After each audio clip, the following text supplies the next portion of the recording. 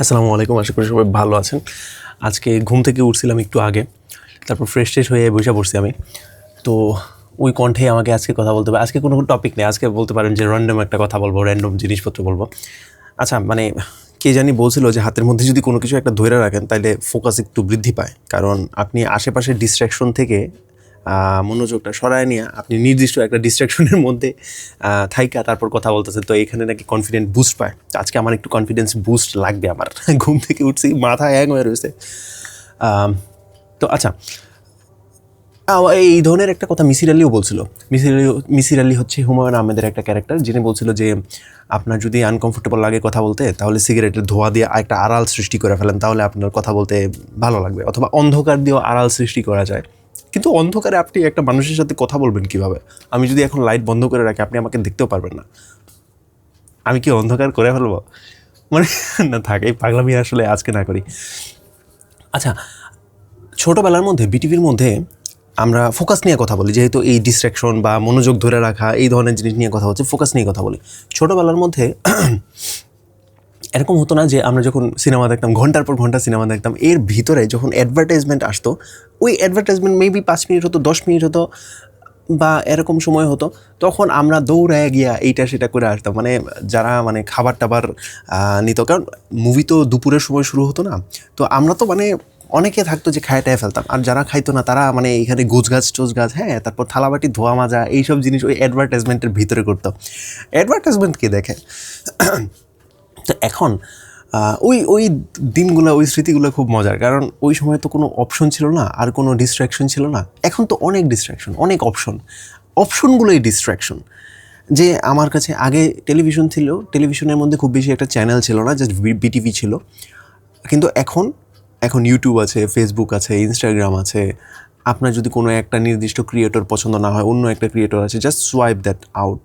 আর আপনি হয়তো যখন রিলস দেখেন, আপনি হয়তো অধিকাংশ মানুষদেরকে চিনেনও না যার ভিডিও দেখতেছেন, বাট ইউ এনজয় দ্যাট, কারণ আপনার কাছে অপশন আছে। ওকে যদি পছন্দ না হয়, অন্য কাউকে পছন্দ হবে। আর কোন মানুষটার ভিডিও আপনি পছন্দ করতেছেন, সেই ব্যাপারটা অ্যালগোরিদম ঠিকই বুঝে যেতেছে, এবং ও নিজে থেকে আপনাকে আপনার পছন্দ অনুযায়ী ভিডিও দিতেছে। So you have so much option and so much better option that actually understand your taste. তো এত ডিস্ট্র্যাকশনের ভিতরে আসলে আগের ফিলটা বা আগের যে ধৈর্য ছিল আমাদের, সেটা কিন্তু এখন নাই। পৃথিবীতে যুগে যুগে মানে আমাদের ধৈর্যগুলো আস্তে আস্তে কমছে, ঠিক আছে? মানে একটা সময় এরকম ছিল যে মানুষ দিনের পর দিন বই পড়তো, ঠিক আছে? একটা বইতে অনেক মোটা মোটা বই থাকতো, পাণ্ডুলিপি থাকতো, তো ওই সব বই দিনের পর দিন সময় খরচ করে করতো। এরপর আস্তে আস্তে মানুষের ধৈর্যগুলো একটু কমছে, তারপর মুভি টুভি দেখা শুরু করছে, এরপর আরও ধৈর্য কমছে, নাটক দেখা শুরু হয়েছে, আরও ধৈর্য কমছে, তখন হয়তো ছোটো গল্প চলে আসছে, ঠিক আছে? ছোটো গল্প বা শর্ট ফিল্ম, হ্যাঁ, এই ধরনের জিনিস আসছে। এবার আসছে রিলসেও যখন পেট ভরো নাই, আরও যখন ছোট লাগবে, তখন আসছে মিমস। মানে একটা ছবি 1 সেকেন্ড দেখছেন, হাসলেন, ফাইন, সেকেন্ড এখন কি মিমের চলে? মানে মিম তো এখনও চলে, বাট আই থিঙ্ক মিমের থেকে এখনও বেশি রিলসই দেখে মানুষজন, তাই না? রিলস মানে 5-10 সেকেন্ডের। তবে এর ভিতরে একটা সুখকর জিনিস হচ্ছে যে মানুষ পডকাস্টের মধ্যেও আগ্রহী, এই জিনিসটাও মানুষ ভালোই এনজয় করে। বাট পডকাস্ট মনে হয় ফেসবুকে চলে না বা টিকটকে চলে না, তাই না? ওখানে জাস্ট ডেডিকেটেড শর্টস এরিয়াতে। তো এইটার জন্য মানে আমার নিজের কাছে একটু অবাক লাগে যে এত ফাস্ট পেস এঙ্গেজিং মিডিয়ার মধ্যে, হ্যাঁ, এই ধরনের জিনিসের মধ্যে পডকাস্ট কেমনে চলতেছে এখনও পর্যন্ত? মানুষ ঘন্টার পর ঘন্টা জিনিস করে। আমি নিজেও ওই সাদমান সাদিকের মনোলগ বা পডকাস্ট, মনোলগ হচ্ছে একা কথা, আমি যেমন কথা বলতেছি না, উনিও এরকম কথা বলে, কিন্তু ক্যামেরা অফ করে যে সাউন্ড রেকর্ড করে ওই জিনিসটা বলে ফেলে। তো এটাকে উনি বলছে যে মানুষ যখন ডায়ালগ বলে না, ডায়ালগের মধ্যে 2জন মানুষ লাগে, ডায়ালগ। তো ওইখানে যেহেতু উনি একজন কথাবার্তা বলতেছে, সেহেতু ওই জিনিসটা হচ্ছে মনো মানে এক, ডায়া মানে মেবি 2। তো ডায়ালগের জন্য 2জন মানুষ লাগে, আর মনোলগের জন্য একজন মানুষ হলেই চলে। তো উনি আসলে এরকমভাবে কথা বলতো, মানে একটা মনোলগ সিরিজ বানাইছে, 100টা নাকি 150টার মতো ভিডিও এখানে বানাইছে। তো আমি ওনার মনোলগ শুনতে ঈদের আগে নারিকেল করাইছিলাম, বুঝছেন? তো মানে আমি বুঝতে পারছি যে পডকাস্ট বা মনোলগ টাইপের জিনিস বা বোরিং জিনিসপত্র শুনে আসলে মানুষজন নিজেদের বোরিং কাজই করে, লাইক ঘর গুছানো, রান্নাবান্না করা। সো আই থিঙ্ক এইসবের জন্য ঠিক আছে, মানে খুব বেশি একটা ফোকাস দিতে হয় না, পক পক শোনা যায়। তা আমার অডিয়েন্সও মনে হয় এরকমই হবে, যে মানে কিছু একটা করতে করতে কিছু একটা শুনছে এরকম জিনিসপত্র। So fine, it make sense. তো আচ্ছা, আমার একটা আমার নিজের একটা এক্সপিরিয়েন্স সম্পর্কে আমি আপনাকে একটু বলি। আমি মানে যখন থাকে না যে আমার কোনো ইন্টারনেট নাই, কানেকশন নাই, আমি এমন একটা জায়গার মধ্যে আছি যে জায়গার মধ্যে আসলে কোনো ভালো কিছু চলতেছে না। যেমন আমি একদম সরাসরি উদাহরণ বলি, আমার খালাতো ভাইয়ের বিয়ে হয়েছিল কোনো একটা জায়গার মধ্যে। তো ওইখানে যখন আমরা রাত কাটাচ্ছিলাম, ঠিক আছে, আমি, আমার ভাই, তারপর আরও না, আমরা দুজনই ছিলাম আমাদের পক্ষ থেকে, পাত্রপক্ষ থেকে। তো মানে ওইখানে আমার কাছে ওয়াইফাই ছিল না, ওদের কাছে হয়তো ছিল, বাট আমি তো আর মানে কেমন জানি লাগতেছিল যে আমাকে একটু ওয়াইফাই দেন না, আমার কাছে কেমন জানি লাগে এই জিনিসটা। তো আমি মানে একটা সময় পর, ও আচ্ছা ওয়াইফাই চাইয়াও কী করবো, তখন আমার কাছে কোনো অ্যান্ড্রয়েড ফোনও ছিল না, আমার কাছে বাটন ফোন ছিল। আমার বাটন ফোনটা কোথায়, নোকিয়ার একটা ফোন ছিল আমার হাতে। তো আমি ওয়াইফাই চাইয়াও কী করবো।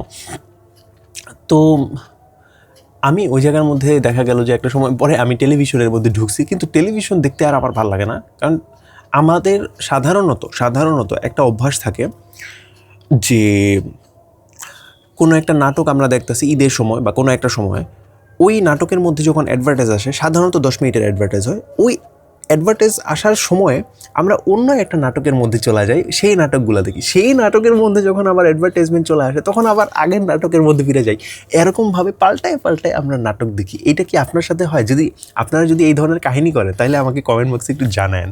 তো এই ধরনের জিনিস কিন্তু আমরা করি, একসাথে 2-3টা নাটক প্লে করি এবং ধাপে ধাপে এই জিনিসগুলো দেখি, গল্প তো বুঝাই ফেলি। তো আমরা মানে যেহেতু আমি ওই বাড়ির মেহমান, তো আমাকে রিমোট দিয়ে দিছে।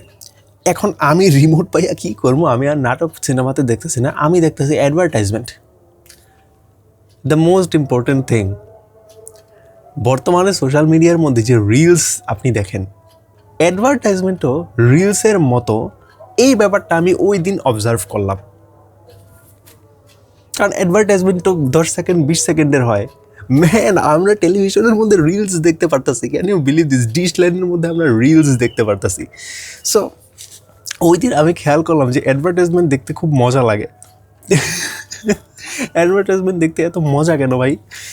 কারণ আচ্ছা, বাই দ্য ওয়ে, আমি নাইমুল ইসলাম, একজন ভিডিও এডিটর। আমিও কিন্তু অ্যাডভার্টাইজমেন্টই বানাই, ঠিক আছে? তো আমাকে এমনি তো অ্যাডভার্টাইজমেন্ট স্টাডি করতে হয়, যে কোন অ্যাডভার্টাইজমেন্টের মধ্যে কী হচ্ছে, কোন ধরনের কালার থিম ব্যবহার হচ্ছে, কোন ধরনের পেসিং আছে, সাউন্ড ডিজাইন কীরকম হচ্ছে। আমাকে এইভাবে এমনিতেও স্টাডি করতেই হয় এগুলা।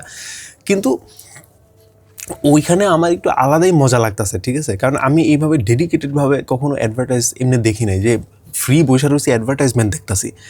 মানুষজন সিনেমা দেখে, সিনেমার ফাঁকে ফাঁকে অ্যাডভার্টাইজ আসলে দূরে চলে যায়। আমি সিনেমা দূরে সরায় অ্যাডভার্টাইজমেন্ট দেখতেছি। অ্যাডভার্টাইজমেন্ট যখন শেষ হয়ে গেছে, যখন নাটক শুরু হয়ে গেছে, আমি তখন চ্যানেল চেঞ্জ করে নতুন একটা চ্যানেলের মধ্যে গিয়ে অ্যাডভার্টাইজমেন্ট দেখতেছি, বুঝছেন? আমি দ্যাট ইজ ফান অ্যাকচুয়ালি। আপনাদের যদি কখনো মানে থাকে না ওয়াইফাই চলে গেছে, তখন আপনারা এই জিনিসটা ট্রাই করতে পারেন। অ্যাকচুয়ালি আপনি মজা পাবেন। অ্যাডভার্টাইজের মধ্যে আলাদা একটা মজা আছে। সো আজকের মতো এই জায়গাতে শেষ করি। আচ্ছা, আগামীকালকে আমি একটু কথা বলি। আগামীকালকে আমি ভাবতেছি যে আপনাদেরকে আমার ড্রয়িং সম্পর্কে, আমার ড্রয়িংগুলো দেখাবো। কারণ সামনে আমার একটা প্ল্যান আছে, একটা চ্যালেঞ্জ নিব। আমি ভাবছি কী চ্যালেঞ্জ নিব, এটা আমি পরবর্তীতে বলবো, আগামীকালকে বলবো, যদি আমি আপনাকে ড্রয়িংয়ের জিনিসগুলো দেখাই। আমার বেশ কিছু ড্রয়িং আছে, আই থিঙ্ক দেখাতে হবে, যেহেতু এই চ্যানেলটা হচ্ছে আমার নিজস্ব এক্সপিরিয়েন্স এবং চিন্তাধারা নিয়ে। তো আই থিঙ্ক এটা দেখায় ফেলা উচিত, আর চ্যালেঞ্জটা নিয়ে ফেলা উচিত। ওই চ্যালেঞ্জটা অ্যাকচুয়ালি আমাকে বেশ কিছু কনফিডেন্স দেবে, আমি বুঝতে পারতেছি। আচ্ছা, চ্যালেঞ্জ শব্দের অর্থ কী বলেন তো? কমেন্টে জানান তো। আমরা যখন কলেজে পড়তাম, আমরা কেউ চ্যালেঞ্জের অর্থ আসলে জানতাম না। তো আমার ইংরেজি টিচার আয়শা বলতেছে যে, জানো, আমি আমার এক স্টুডেন্টকে বলছিলাম যে, এই বলো তো চ্যালেঞ্জ শব্দের অর্থ কী? তখন সেই স্টুডেন্ট আমাদেরকে বলে যে, স্যার, চ্যালেঞ্জ মানে জানেন না? আরে এত সহজ একটা জিনিস, আপনি চ্যালেঞ্জ মানে জানেন না? চ্যালেঞ্জ মানে হচ্ছে যে আমি আপনাকে চ্যালেঞ্জ করলাম, এটাই হচ্ছে চ্যালেঞ্জ। আমি আপনাকে চ্যালেঞ্জ করলাম, ঠিক আছে? এটাই হচ্ছে চ্যালেঞ্জ। তো আমরা হাসতেছিলাম, বুঝছেন? চ্যালেঞ্জ তো এটা না। চ্যালেঞ্জ মানে হচ্ছে আহ্বান, যে আমি আপনাকে আহ্বান জানাইতেছি কোনো একটা জিনিসের জন্য, এই ধরনের জিনিস একটা, ঠিক আছে? আজান দিতেছে, আমি তাহলে এই আজকের ভিডিওটা এই জায়গার মধ্যেই কমপ্লিট করি। এবং আপনাদেরকে আমি আহ্বান জানাচ্ছি, চ্যালেঞ্জ জানাচ্ছি, এই কিছু কমেন্ট করে যান, ঠিক আছে? আর ভিডিওর এঙ্গেজমেন্ট বাড়ান। আসসালামু আলাইকুম ওয়া রাহমাতুল্লাহি ওয়া বারাকাতুহু। আশা করি ভালো থাকবেন এবং ভালো রাখবেন আপনার আশেপাশের মানুষজনকে।